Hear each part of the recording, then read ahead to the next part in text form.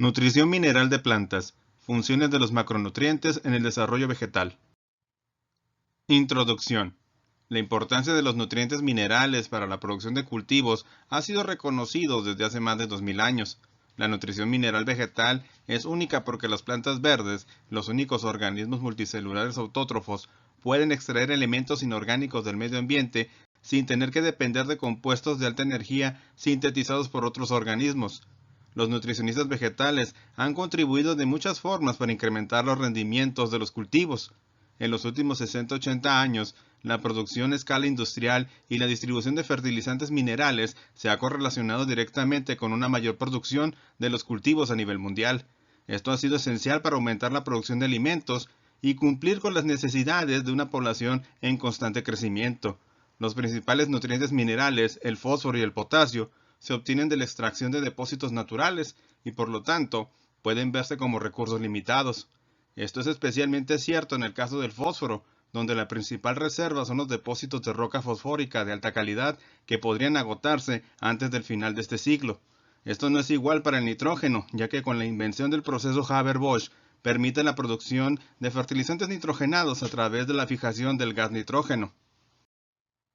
Recientemente ha habido un aumento en la investigación y un renovado interés en el campo de la nutrición mineral vegetal, ahora que se están utilizando enfoques experimentales contemporáneos para analizar los mecanismos subyacentes al transporte y la utilización de nutrientes de iones minerales. Este resurgimiento es impulsado por la disponibilidad de nuevas herramientas poderosas, incluidas las técnicas moleculares, secuencias genómicas completas, el desarrollo de sistemas de planta modelo, métodos electrofisiológicos de alta resolución y herramientas sofisticadas para estudiar la fisiología de las plantas. Estas herramientas han permitido a los fisiólogos pasar de los estudios en tejidos enteros en los que el transporte no podía ser resuelto a una era en la que los métodos moleculares y genéticos han revelado los mecanismos subyacentes de transporte y utilización de minerales. El reto actual es encajar estas piezas individuales para empezar a comprender la fisiología molecular de la adquisición y utilización de los nutrientes minerales en la planta intacta. Hay más de 100 elementos químicos, aunque los científicos han encontrado que solo 17 son los esenciales para el crecimiento vegetal. Para ser clasificado como esencial, los elementos necesitan cumplir con los siguientes criterios. La planta no puede completar su ciclo de vida, de semilla a nueva semilla sin él.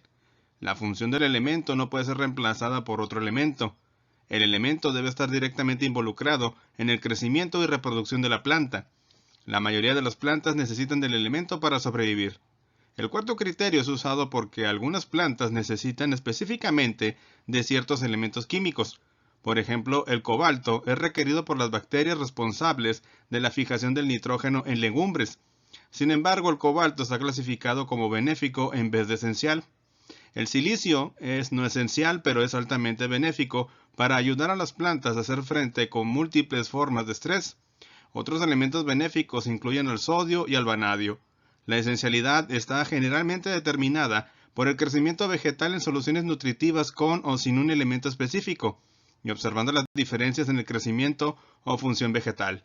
Hay que tener en cuenta que este enfoque es problemático para los elementos que pueden ser necesarios solo en cantidades mínimas, debido a la dificultad para mantener determinado oligoelemento fuera de la solución nutritiva de semillas, especialmente cuando las semillas contienen cierta cantidad sustancial de algunos elementos. Es posible que en algún momento se descubran otros elementos químicos esenciales para el crecimiento. Un suministro limitado de uno de los elementos esenciales puede limitar el rendimiento de los cultivos, aunque otros factores como el calor o el agua también pueden limitar el rendimiento. El concepto de que un factor generalmente limita el rendimiento o la ley del mínimo es ilustrado por el barril de Liebig, donde la altura del agua en el barril representa el rendimiento de los cultivos. Elementos esenciales, funciones y fuentes. En este cuadro se dan algunos datos importantes sobre muchos de los nutrientes que participan en la nutrición de una planta.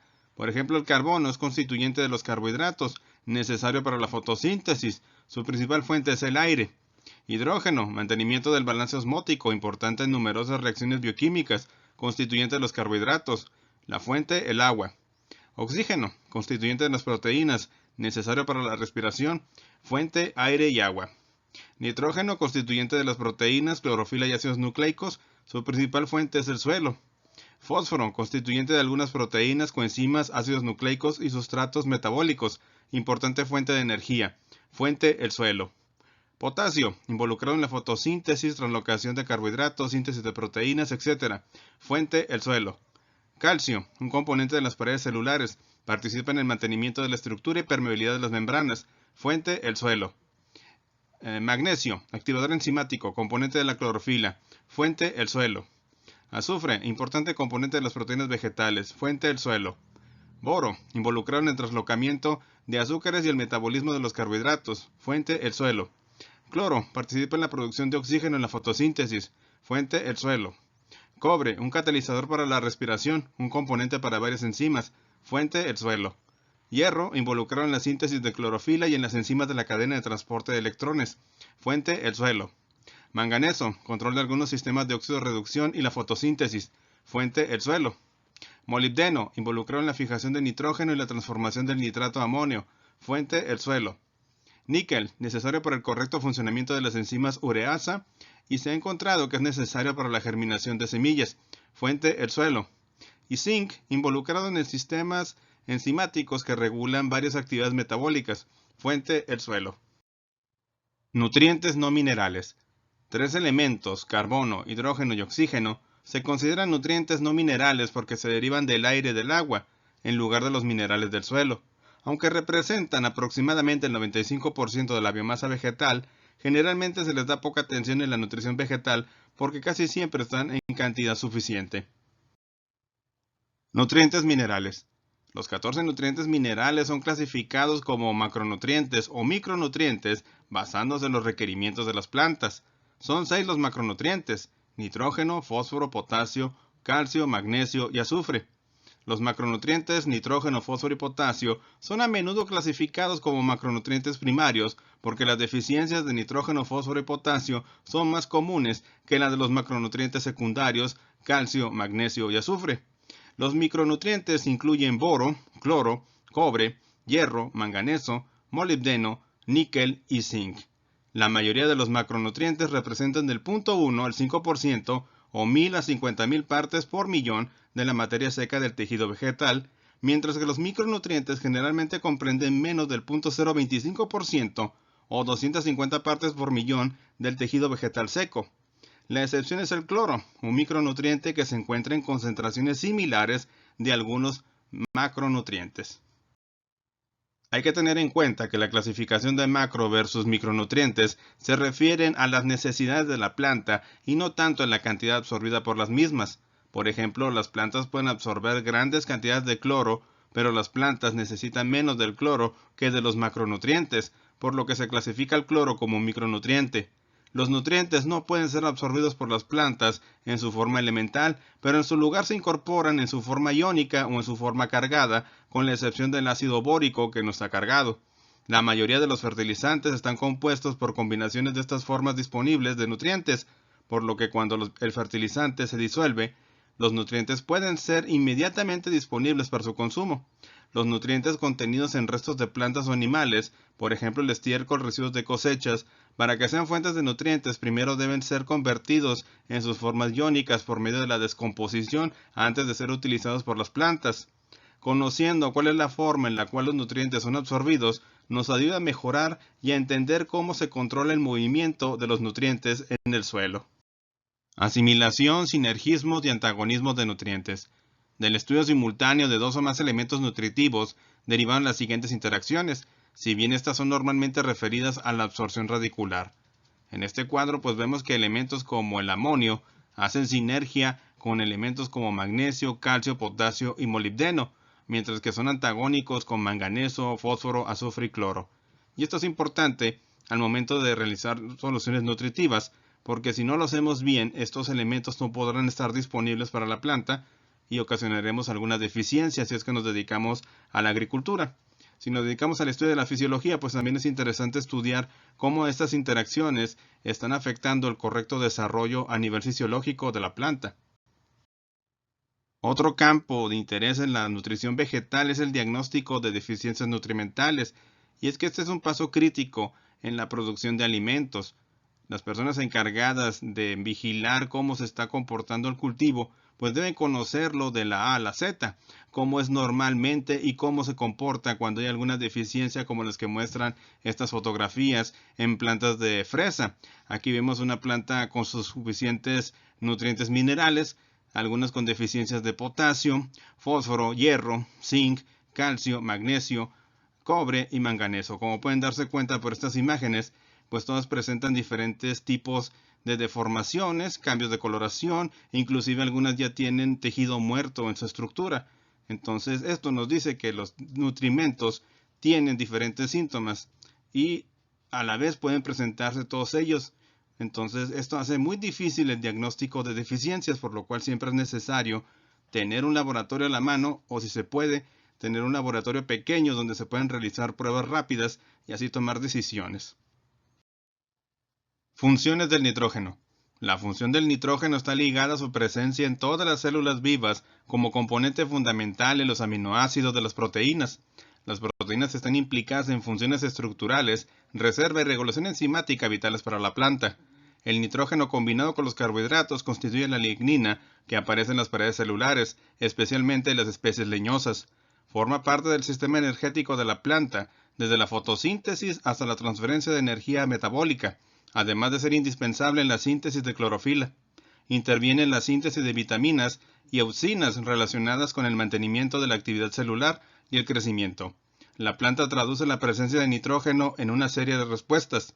Plantas más verdes como consecuencia de la mayor producción de clorofila, incremento de la actividad fotosintética, aumento del contenido de proteínas en granos, tubérculos y raíces, estímulo de la brotación, alargamiento de las fases de desarrollo vegetal y como consecuencia retraso de la senescencia y la madurez, sensibilización al ataque de plagas y enfermedades, menor tolerancia al estrés hídrico. Influyen en la producción vegetal, en el rendimiento y en la calidad de las cosechas. Absorción y asimilación.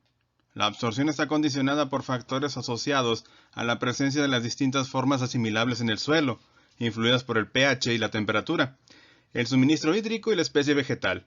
Se caracteriza por necesitar grandes cantidades de energía en la incorporación al metabolismo de la planta, realizando la transformación inversa a la acontecida en el suelo para sintetizar aminoácidos y otros compuestos nitrogenados.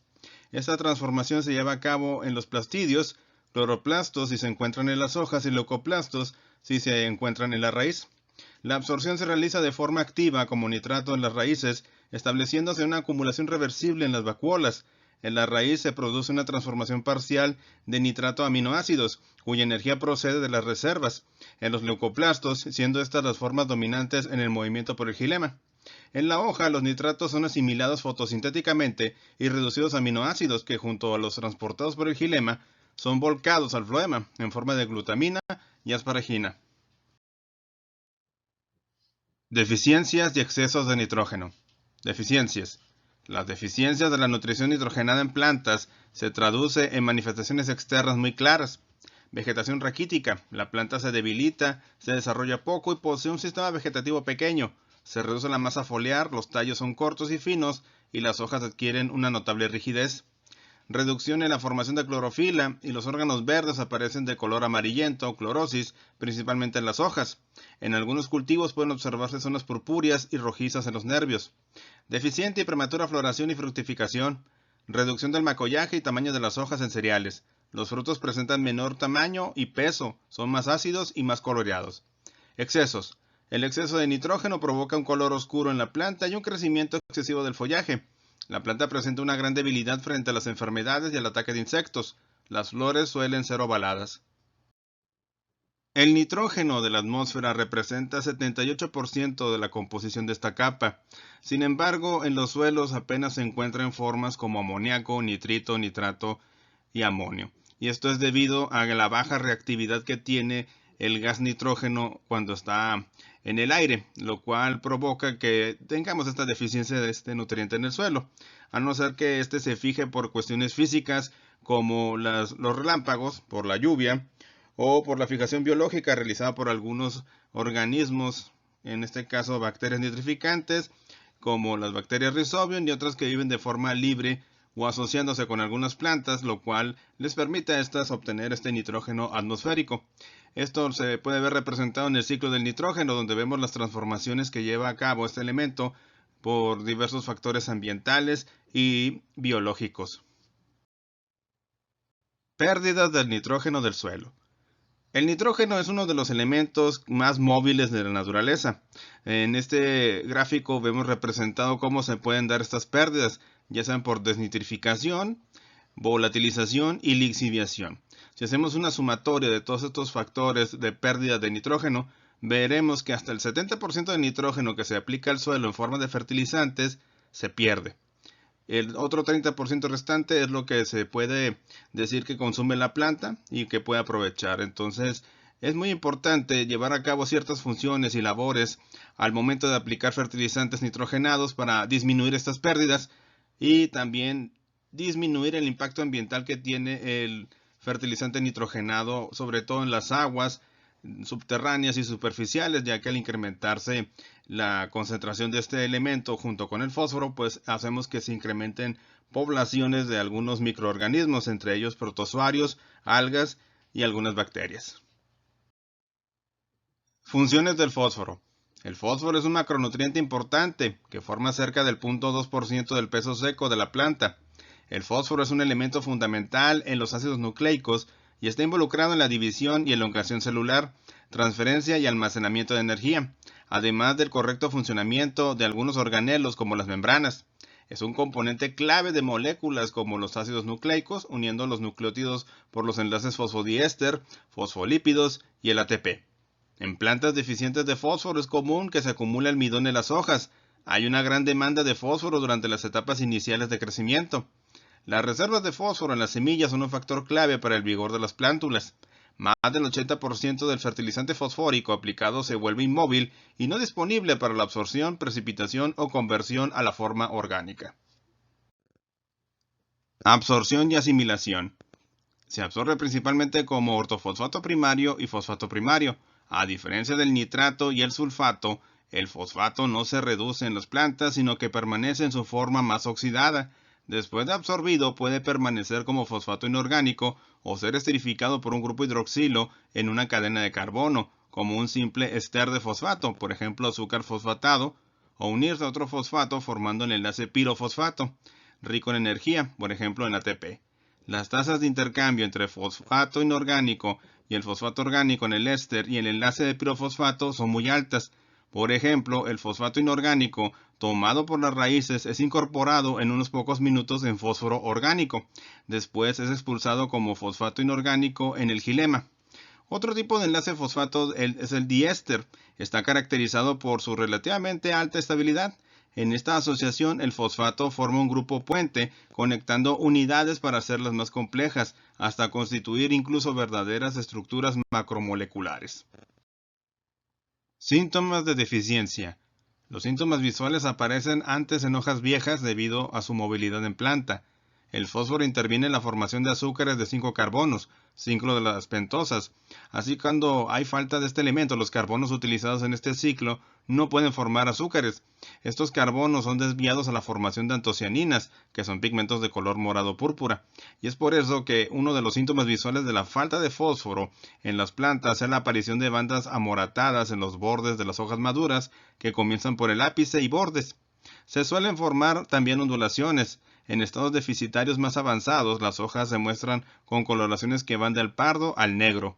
Las plantas deficientes de fósforo presentan un sistema radicular raquítico, escaso vigor y falta de crecimiento, floración deficiente y tardía, falta de fecundación de frutos y un ligero retraso en la maduración con una escasa calidad añadida. Las hojas son erectas y pequeñas, con nerviaciones pronunciadas. El retardo del crecimiento y un color verde oscuro pueden ser síntomas de deficiencia de fósforo. Si la deficiencia es severa en algunos cultivos como la papa, las hojas tienden a enrollarse para arriba. Al iniciarse la floración y la madurez se producen semillas y frutos pequeños. Si comparamos el fósforo con el nitrógeno, el fósforo tiene una muy baja movilidad en el suelo. Este principalmente es absorbido por la intercepción, que es cuando un volumen del suelo es reemplazado por el crecimiento de la raíz. El resto de los procesos por los cuales la planta puede absorber nutrientes Destacan el flujo de masas, que es transporte de la solución del suelo a través de un potencial de gradiente hídrico, dirigido por la transpiración principalmente, y tenemos la difusión, que es transporte de minerales en la solución del suelo de acuerdo al gradiente de concentración. Aquí los puntos representan nutrientes disponibles en esta representación esquemática. Así que el fósforo es un elemento con muy baja movilidad que según algunos estudios ha demostrado que se puede mover hasta 16 milímetros en 28 o 30 días después de su aplicación. Por eso es muy importante al momento de realizar la fertilización con fósforo enterrarlo a la distancia y profundidad debida, si no este nutriente nunca estará disponible para la planta. El fósforo, como el nitrógeno, también pasa por un ciclo de transformaciones en donde es muy importante la interacción con la materia orgánica, ya que de esta forma está mayormente disponible para la planta a través de su absorción por las raíces. Aquí vemos las relaciones entre el ciclo del fósforo y los componentes orgánicos y minerales. Los cuadros negros son las entradas al sistema, los grises las fracciones disponibles y sin color las fracciones minerales. Sin recuadro, pues son procesos y factores que tienen influencia en la disponibilidad del fósforo. Aquí MO significa materia orgánica. Y como podemos darnos cuenta, el fósforo, como otros muchos nutrientes que están en el suelo, tienen que pasar por un proceso de mineralización para poder ser convertidos de su forma inorgánica a una forma orgánica que es mejor disponible para la planta. Entonces aquí vemos que hay una gran interacción entre los factores del suelo, tanto físico-químicos como biológicos, que son determinantes para que este nutriente esté en mayor grado disponible para la planta. Funciones del potasio. El contenido necesario de potasio para un óptimo crecimiento oscila entre un 2 a un 5% del peso seco de órganos vegetativos, frutos jugosos o tubérculos. Se requieren altas concentraciones de potasio en el citosol y en los cloroplastos para neutralizar los ácidos orgánicos y los aniones inorgánicos solubles y los aniones macromoleculares orgánicos para estabilizar y mantener el pH alrededor de 7 a 7.5, que es el óptimo para las reacciones enzimáticas en estos compartimentos. Aquí vemos un listado de estas funciones y propiedades del potasio. 1. Permanece como catión en la planta. 2. Activador general del metabolismo, neutralización de radicales, ácidos, mantener el estado de hidratación. 3. Economía del agua en la planta, potencial hídrico, movimiento de los estomas, mantenimiento de la turgencia, extensión y elongación celular. 4. Activación enzimática, síntesis de proteínas, almidón, ATPasas. 5. Transporte de ácidos orgánicos y carbohidratos. 6. Incrementa la resistencia a las plagas y enfermedades. 7. Resistencia al estrés abiótico y biótico. Y 8. La deficiencia afecta primeramente la deshidratación de hojas viejas. Absorción y asimilación. Su absorción es como un catión, es altamente selectiva y está estrechamente relacionada a la actividad metabólica. El potasio es extremadamente móvil en todos los tejidos, dentro de células individuales, dentro de tejidos y en trayectos de larga distancia, tanto a través del xilema como del floema. El potasio no se incorpora a moléculas orgánicas, por lo que sus principales funciones son de activación de enzimas, estabilización del pH y mantenimiento del equilibrio eléctrico en el citoplasma, osmorregulación y activación de procesos de transporte en las membranas. Hay más de 50 enzimas que son completamente dependientes o que son fuertemente estimuladas por potasio. El potasio y otros cationes monovalentes activan enzimas induciendo cambios conformacionales en ellas. Otra función clave del potasio es la activación de las ATPasas de las membranas que requieren también magnesio. Se ha establecido que el potasio se requiere también para la síntesis de proteínas, ya que este catión está involucrado en varios pasos del proceso de traslación del ARN mensajero y en la fijación del ARN de transferencia a los ribosomas. Efectos fisiológicos y síntomas de deficiencia. El inicio de una deficiencia de este nutriente puede ser difícil de reconocer por la falta de una sintomatología específica visible. Debido a la gran movilidad del potasio, los primeros síntomas visibles son el amarillamiento, clorosis, y luego el quemado, necrosis de las puntas y márgenes de las hojas viejas. La sintomatología va procediendo de los bordes hacia el centro, para posteriormente irse extendiendo hacia las hojas jóvenes. En algunos casos se puede observar también el enrollamiento de las hojas hacia arriba, en forma de cuchara. Plantas deficientes en potasio muestran una acumulación de azúcares solubles y disminución en la cantidad de almidón y celulosas, ya que se inhibe la actividad de enzimas como la almidón sintetasa, la piruvato sinasa y la 6-fosfofructosinasa. Debido a la inhibición de la lignificación, las paredes celulares de la epidermis y de las fibras de los haces vasculares se quedan delgadas, lo que hace a la planta sensible a la came o caída y a los estreses ambientales, frío, calor, sequía, plagas y enfermedades. En frutos carnosos como el tomate se presentan desórdenes como la maduración desuniforme y el llamado hombro verde. Mientras se establece una fertilización adecuada, los problemas de deficiencia se pueden aminorar con aplicaciones de sulfato de potasio del 1 al 2%, 10 a 20 kilogramos de sulfato de potasio por cada 1000 litros de agua. Efectos fisiológicos y síntomas de exceso o de toxicidad. Normalmente no existen problemas de toxicidad como tal. El exceso de potasio puede dar lugar a una deficiencia de magnesio o calcio y quizá más eventualmente de manganeso, zinc o hierro. En caso de que no se pueda bajar la concentración de potasio, estos problemas de deficiencia inducida se pueden corregir parcialmente añadiendo un poco más de ellos. Un ejemplo de la movilidad que cumple el potasio en las plantas es su participación en la translocación de los carbohidratos. Aquí vemos varios ejemplos. El llenado de grano en trigo y muchos otros cereales depende de dos principales fuentes de carbono, de la fotosíntesis y la translocación de asimilados a las hojas. Aquí vemos también la movilización de los carbohidratos solubles en agua, water soluble carbohydrates, almacenados en el tallo. Si el proceso fotosintético se ve afectado por estrés como la sequía o el calor, el llenado del grano dependerá de la movilización y translocación de los carbohidratos solubles guardados en el tallo. Y aquí es donde participa activamente el potasio activando este mecanismo. Contribución de los carbohidratos solubles en agua del tallo en el rendimiento final del grano. Cuando las condiciones de crecimiento de la planta son sin estrés, pues vemos que el tallo aporta de un 10 a 20% de estos carbohidratos para el llenado de grano.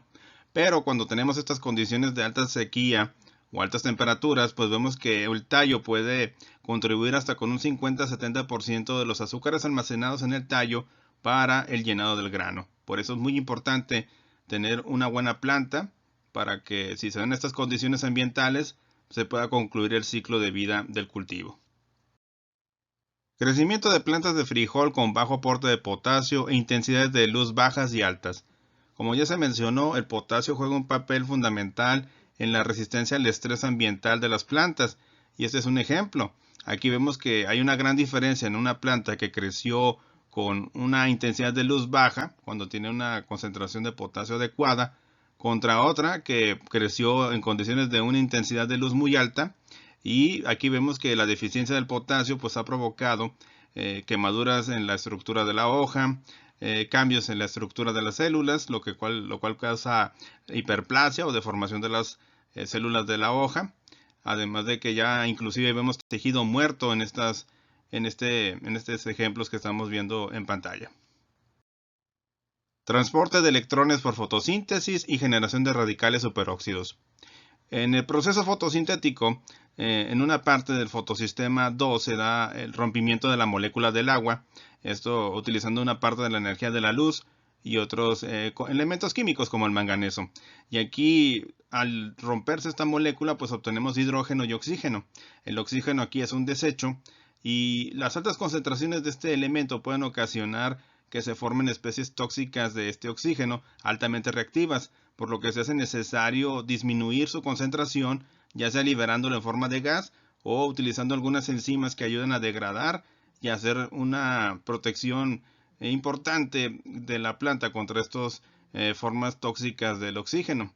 Pero cuando tenemos una deficiencia de potasio, aquí observamos que no hay síntesis de sacarosa, por lo tanto tampoco hubo antes de esto fijación de dióxido de carbono y por lo tanto tampoco va a haber una exportación de estos azúcares al floema, por lo tanto se va a tender a acumular en las hojas y va a ocasionar serias deficiencias en el crecimiento de la planta. Todo esto debido a un aumento en las formas tóxicas del oxígeno, llevando incluso al daño celular y a la muerte de la planta si esta condición continúa. Entonces aquí vemos el papel fundamental del potasio y de otros elementos para disminuir los efectos tóxicos del oxígeno. Funciones del calcio. En la laminilla media se une a grupos de ácido carboxílico de ácidos poligalacturónicos, pectinas, en forma relativamente intercambiable, teniendo una acción cementante de unión entre células y ayudando a fortalecer las paredes celulares, lo que les confiere resistencia a enfermedades fungosas, ya que la presencia de pectatos de calcio hace los tejidos altamente resistentes a la degradación por la enzima poligalacturonasa, que es secretada por muchos hongos patógenos. El calcio también se concentra en la superficie externa de la membrana plasmática, donde cumple funciones esenciales como la estabilidad y la regulación de la permeabilidad de dicha membrana mediante su actuación como puente de unión entre grupos fosfato o carboxilo de los fosfolípidos y proteínas. Se cree que la solubilización de los sitios de unión del calcio en las paredes celulares y la subsecuente redistribución de calcio dentro de las células reprime las poligalacturonasas y activa también el sistema generador de etileno, que está localizado en la interfase entre la membrana plasmática y la pared celular. Así, la redistribución de calcio es el estímulo primario o actúa como un segundo mensajero para establecer el momento en que se inicia el proceso de maduración de frutos carnosos. Efectos fisiológicos y síntomas de deficiencia. Debido a su implicación en los procesos de división celular, la deficiencia de calcio produce la detención del crecimiento y la deformación de las yemas terminales tanto de la parte aérea como de la raíz. Inicialmente el crecimiento de las hojas jóvenes se frena y los entrenudos más cercanos a la yema terminal se quedan muy cortos. Seguidamente se produce un amarillamiento de las hojas jóvenes a partir de los bordes que posteriormente se puede convertir en necrosis, manchas café negruzco por la muerte del tejido. Generalmente las hojas se enrollan hacia abajo, del haz hacia el envés, y pueden producirse amarillamientos en las nervaduras. Si la deficiencia continúa, la yema terminal puede morir. En frutos de tomate aparece la enfermedad denominada pudrición basal del fruto, desorden que se puede presentar aún con concentraciones de calcio suficientes en la solución externa, pero debido a que éste se mueve a través del xilema y no del floema, si hay mucha demanda de agua para la transpiración de las hojas, se disminuye el flujo de agua por el xilema hacia los frutos, provocando la deficiencia de calcio en ellos. La deficiencia de calcio es común en los suelos ácidos debido a la presencia de iones de hidrógeno o protones que inhibe su absorción. Para corregir deficiencias en el suelo generalmente se tiene que recurrir al encalado. La fertilización foliar puede ayudar a aliviar problemas de deficiencia en el corto plazo. Se pueden hacer aplicaciones foliares de nitrato de calcio del 0.75 al 1%, 7.5 a 10 kilogramos de nitrato de calcio por cada 1000 litros de agua, y de cloruro de calcio del 0.4 al 0.5%, 4 a 5 kilogramos de cloruro de calcio por cada 1000 litros de agua. Como ya se ha mencionado, el calcio es fundamental para la producción de los pectatos de calcio, el producto químico que ayuda a mantener unidos los diferentes componentes de una pared celular. Y es que esta protección es la principal para las plantas debido a su composición química y a la dificultad que tendrían los patógenos e insectos para penetrar dicha barrera. Pero cuando tenemos una deficiencia de este nutriente, lo que sucede es que se debilita esta estructura y esto permite que los contenidos celulares puedan traspasar esta barrera y así facilitar la invasión de patógenos o de insectos a la planta. El calcio está implicado en los procesos de división y elongación celular y su acción está relacionada con las auxinas, como el ácido inolacético. El calcio por sí solo o en conjunción con otras sustancias como la calmodulina tiene un efecto activador sobre algunas enzimas, particularmente varias de las unidas a las membranas, entre ellas las ATPasas. También muchos reguladores de crecimiento son transportados en la planta de forma acropétala, transporte de la base hacia el ápice, y basipétala, transporte del ápice hacia la base, coordinando el crecimiento a lo largo de la planta, mientras otros actúan en los tejidos en donde fueron producidos. He aquí la gran función del calcio como un transportador o segundo mensajero para la estimulación de estos procesos en la planta. En células vacuoladas de las hojas, una gran proporción del calcio se encuentra dentro de las vacuolas, donde contribuye al balance entre cationes y aniones y como un soluto para la osmorregulación. El calcio y la estabilidad de las membranas celulares. Mediante enlaces de fosfolípidos, los iones de calcio mejoran la estabilidad estructural y la integridad de las membranas biológicas. En las células con deficiencias de calcio, es muy común encontrar alteraciones, disfunciones en la estructura de la membrana, lo que las hace muy permeables y provoca la exudación de compuestos orgánicos, como azúcares o aminoácidos, desde la raíz o las células foliares, los cuales son un excelente sustrato para alimentar patógenos. El calcio participa en procesos de señalización celular. Señalización del calcio en plantas. Un incremento transitorio en el calcio citosólico es una respuesta universal a condiciones de estrés vegetal y aspecto crítico para producir una respuesta fisiológica. Cuando las plantas se exponen a una situación de estrés, se presenta un rápido aumento en el calcio citosólico. Es ampliamente difundido que es un mecanismo clave para la expresión de genes que respondan al estrés y se desarrolla una respuesta fisiológica de las células a condiciones como temperaturas extremas, sequía y salinidad. Funciones del azufre. En plantas sanas, el azufre constituye del 0.1 al 0.5% del peso seco total. Es un componente de los aminoácidos cisteína y metionina y en consecuencia de la gran mayoría de las proteínas.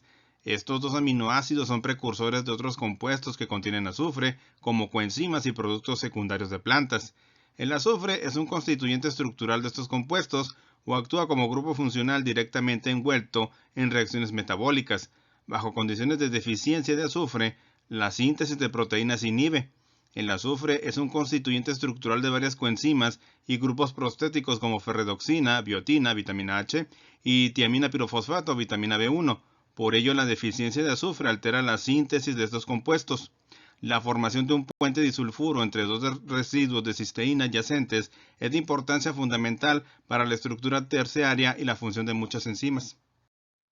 En el caso de varias enzimas y coenzimas como la ureasa, la APS sulfotransferasa y la coenzima A, los grupos sulfhidrilo actúan como grupos funcionales en las reacciones enzimáticas. Por ejemplo, en la glucólisis, la descarboxilación del piruvato y la formación de acetilcoenzima A están catalizados por un complejo multienzimático que contiene 3 diferentes coenzimas con azufre. Los compuestos volátiles como los isotiocianatos y sulfóxidos con azufre como constituyente estructural son los principales responsables por el olor característico de plantas como el ajo, la cebolla y la mostaza. El azufre en su forma no reducida es un componente de los sulfolípidos y como consecuencia un constituyente estructural de las membranas. En los sulfolípidos, el grupo sulfo se une por un enlace éster con un azúcar de 6 carbonos, por ejemplo la glucosa. Los sulfolípidos son particularmente abundantes en las membranas tilacoidales de los cloroplastos. Hay evidencias de que los sulfolípidos están relacionados también en la regulación del transporte iónico a través de otras membranas. Algunos ejemplos de fitoalexinas. Las fitoalexinas son compuestos antimicrobianos que se acumulan en algunas plantas en altas concentraciones después de infecciones bacterianas o fúngicas y ayudan a limitar la dispersión del patógeno. Tienen varias características interesantes. Se sintetizan muy rápido en pocas horas después del ataque microbiano. Su formación está restringida a una zona local alrededor del sitio de infección. Son tóxicas a un espectro amplio de hongos y bacterias patógenas en plantas. Asimilación. Las raíces de las plantas absorben el azufre en forma de radical sulfato a tasas relativamente bajas, y su transporte a larga distancia en forma inorgánica está limitado prácticamente al xilema, aunque en mucha menor proporción. Las hojas de las plantas pueden absorber y utilizar azufre a partir del dióxido de azufre presente en la atmósfera. Ciclos del nitrógeno y el azufre en las plantas.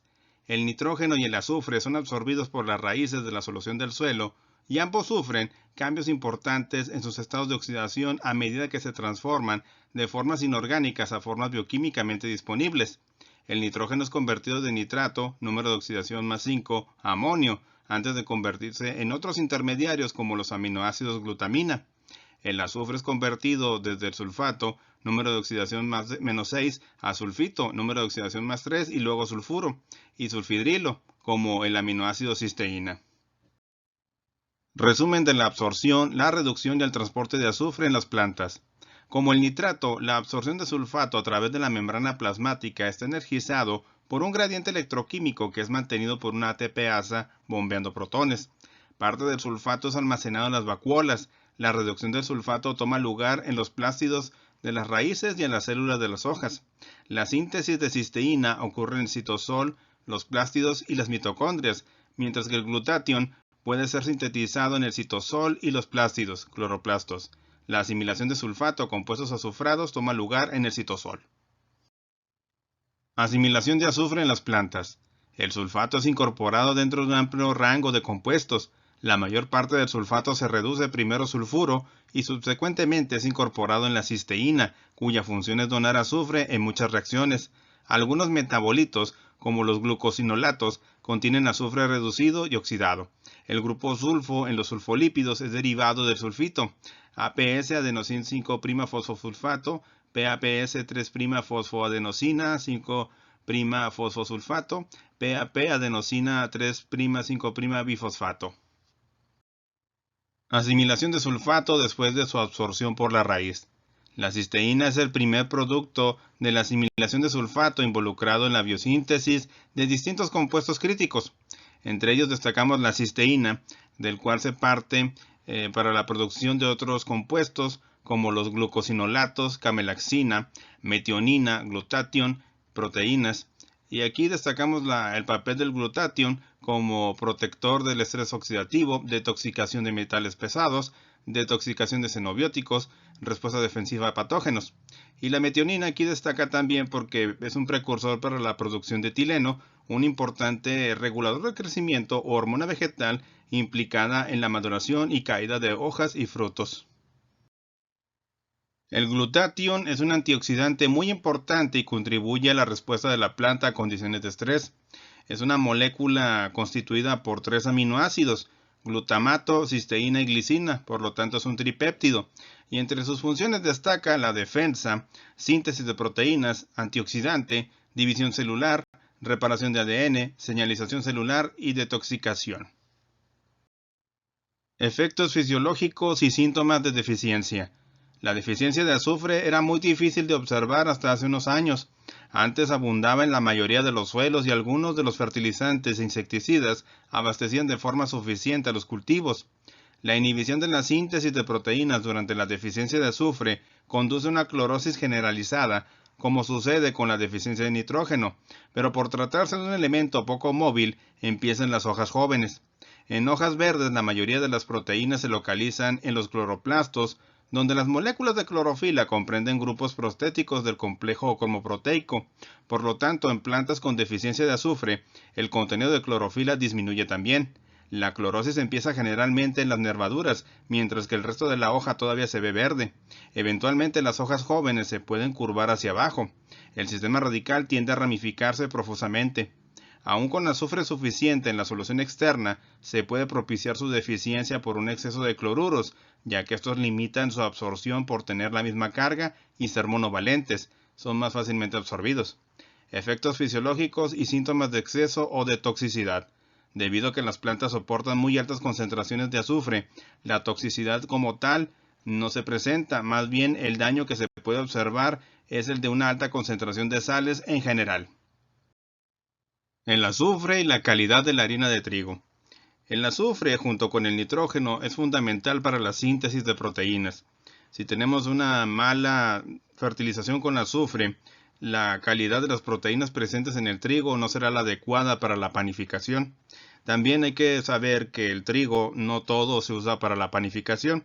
Hay variedades que se llaman duras, que se utilizan sobre todo para la producción de pastas, como espaguetis, fideos y otros. Y las variedades harineras, que como su nombre indica, son las que se utilizan para la panificación.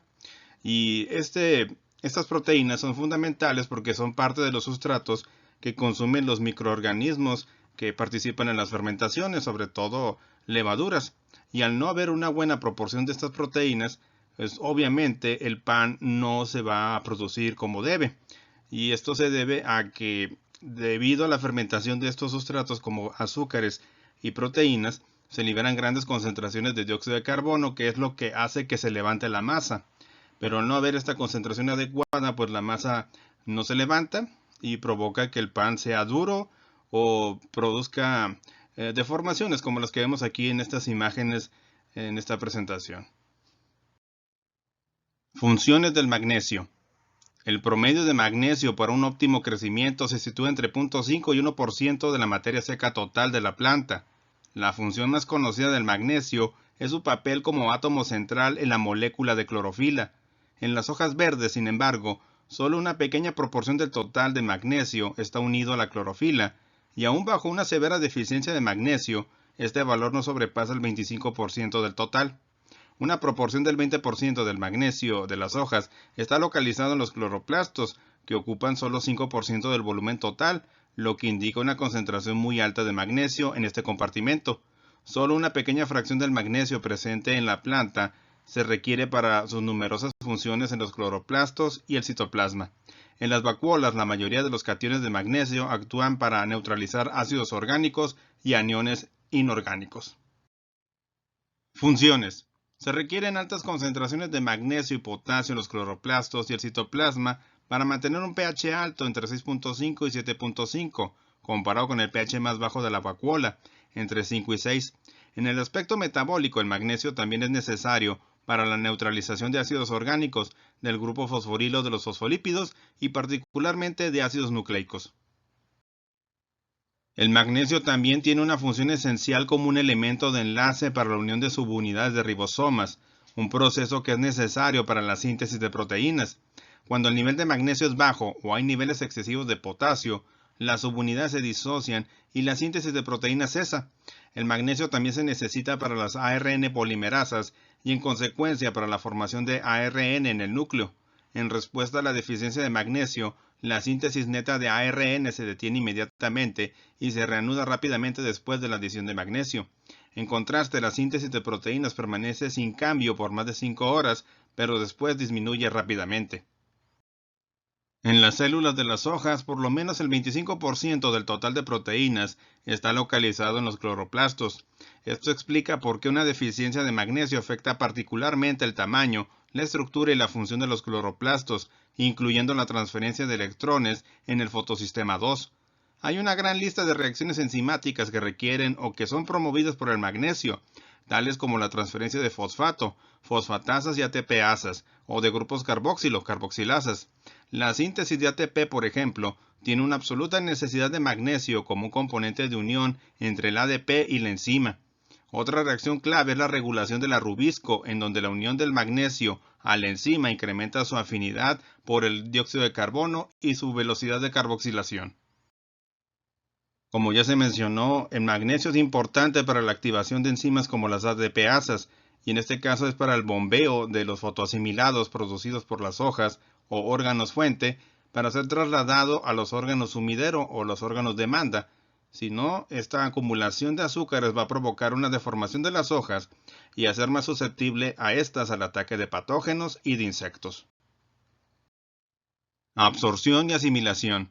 Se absorbe como catión. Su tasa de absorción puede ser fuertemente disminuida por otros cationes como el potasio, amonio, calcio y manganeso, así como por hidrógeno o iones de hidrógeno, esto es por un pH bajo. Es muy móvil dentro de las células y se trasloca fácil y rápidamente a largas distancias a través del floema. Sus funciones están ligadas con su movilidad y con su capacidad de interactuar con ligandos nucleofílicos poderosos, por ejemplo grupos fosforilos, mediante enlaces iónicos, y actúa como un elemento enlazante y o forma complejos de diferente estabilidad. Aunque la mayoría de los enlaces en los que interviene el magnesio son iónicos, algunos son parcialmente covalentes, como en la molécula de clorofila. El magnesio forma compuestos ternarios con las enzimas, en las que cationes de unión se requieren para establecer una geometría precisa entre la enzima y el sustrato. Una alta proporción del total de magnesio está relacionada con la regulación del pH en la célula y el balance de cationes-aniones. Efectos fisiológicos y síntomas de deficiencia. Debido a la gran movilidad del magnesio dentro de la planta, los primeros síntomas de deficiencia se observan en las hojas viejas y consisten en un moteado amarillento entre las nervaduras, mientras los bordes y nervaduras permanecen verdes. El amarillamiento es producto de una menor cantidad de clorofila en las hojas, causado tanto por la inhibición en la síntesis de proteínas como por la falta de magnesio para su incorporación en las moléculas de clorofila. Conforme se agudiza la deficiencia, el amarillamiento va progresando hacia las hojas jóvenes. Hay acumulación de almidón en las hojas viejas, indicando que la fotosíntesis per se es menos inhibida que la degradación del almidón en los cloroplastos. El transporte de azúcares dentro de las células y el cargado del floema, que son procesos donde hay fosfatasas, son inhibidas por la ausencia de magnesio. La acumulación de almidón en las hojas puede causar su enrollamiento hacia arriba del haz hacia el envés. Las deficiencias de magnesio pueden ser causadas por una nutrición excesiva en amonio, potasio o calcio. Para corregir deficiencias en suelo, se debe fertilizar con sulfato de magnesio, sal de Epsom. En cultivos hidropónicos se debe añadir o aumentar la concentración de esta sal en las soluciones nutritivas. Mientras tanto, se pueden hacer aplicaciones foliares de este fertilizante en concentraciones del 1 al 2%, 10 a 20 kilogramos de sulfato de magnesio por cada 1000 litros de agua. Efectos fisiológicos y síntomas de exceso o de toxicidad. Al igual que el calcio, el magnesio en exceso no produce efectos tóxicos directos, pero puede ocasionar disminuciones en la absorción de otros cationes. Machner en 1986 indica que el exceso de magnesio se almacena en las vacuolas, elevando la calidad nutricional de las plantas, y que hay cierta preocupación a escala mundial por una tendencia hacia la disminución del contenido de magnesio en las plantas cultivadas, ya que una absorción insuficiente de este catión en la dieta humana puede conducir a un síndrome de deficiencia muy perjudicial para la salud. Daño de los radicales libres a algunos componentes celulares. Además de su función de activador de enzimas como las ATPasas o de formar parte de la estructura de la clorofila, el magnesio es importante como antioxidante, ya que, como hemos mencionado, la fotosíntesis produce y libera grandes concentraciones de oxígeno que pueden ser altamente reactivas y que pueden afectar a nivel de membrana, provocando la peroxidación lipídica, al nivel del ADN, provocando mutaciones, dañando la clorofila, ocasionando este síntoma visible que es este amarillamiento llamado clorosis, y también afectar a proteínas, dañando su estructura y ocasionando pues alguna pérdida de la función importante en la planta. Si esto continúa, pues esto puede llevar a la muerte celular. Por lo tanto, el magnesio junto con otros nutrientes es un importante antioxidante para prevenir y disminuir los daños ocasionados por estas formas tóxicas de oxígeno. Y de esta forma terminamos de revisar los macronutrientes. En el siguiente video veremos los micronutrientes y pues espero que la información que han recibido sea de su interés. Por mi parte no me queda más que agradecer su atención y desearles un buen día, buena tarde o buena noche. Muchas gracias y hasta pronto.